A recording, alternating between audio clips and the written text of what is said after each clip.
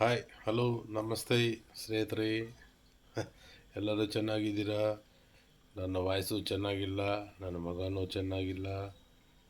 ಆದರೂ ನೀವು ನನ್ನ ವಿಡಿಯೋ ನೋಡ್ತಿದ್ರಿ ಅಂದರೆ ನನಗೆ ತುಂಬ ಸಂತೋಷ ಆಗ್ತದೆ. ನಾನು ಇವತ್ತು ಒಂದು ಸಿನಿಮಾಗೆ ಹೋಗಿದ್ದೆ. ಆ ಸಿನಿಮಾ ಹೆಸರು ಹೇಳೋಕ್ಕೆ ಕೂಡ ನಾಚಿಕೆ ಆಗ್ತದೆ. ಅದರ ಹೆಸರು ಕೂಲಿ. ಕೂಲಿ ಕೂಲಿ ರಜನಿಕಾಂತ್ ಪಿಕ್ಚರ್. ಈ ಮುಂಡೆ ಮಗ ನಾಗಾರ್ಜುನ್, ಅಬ್ಬಬ್ಬಬ್ಬಬ್ಬ, ಏನು ರೋಲು.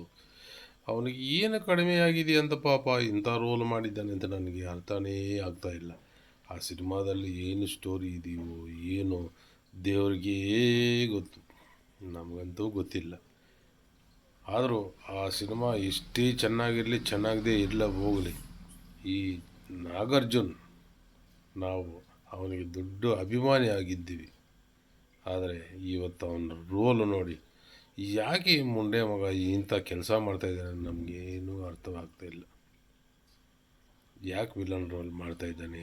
ಆ ವಿಲನ್ ರೋಲಲ್ಲಿ ಏನು ಇವಾಗ ಲೆಜೆಂಡಲ್ಲಿ ಜಗಪತಿ ಬಾಬು ಮಾಡಿದ ಅದು ರೋಲು ಸೂಪರಾಗಿದೆ. ವಿಲನ್ ರೋಲ್ ಆ ಥರ ರೋಲ್ ಮಾಡಬೇಕು. ಇವನು ಯಾಕೆ ಈ ಥರ ರೋಲ್ ಮಾಡ್ತಾಯಿದ್ದಾನೆ ನಮ್ಗೆ ಗೊತ್ತಾಗಿಲ್ಲ. ದಯವಿಟ್ಟು ಯಾರಾದರೂ ನಾಗಾರ್ಜುನ್ ಫ್ಯಾನ್ಸ್ ಇದ್ದರೆ ದಯವಿಟ್ಟು ಎಲ್ಲರೂ ಅವನ ಮುಖ ಅವನ ಮುಖದ ಮೇಲೆ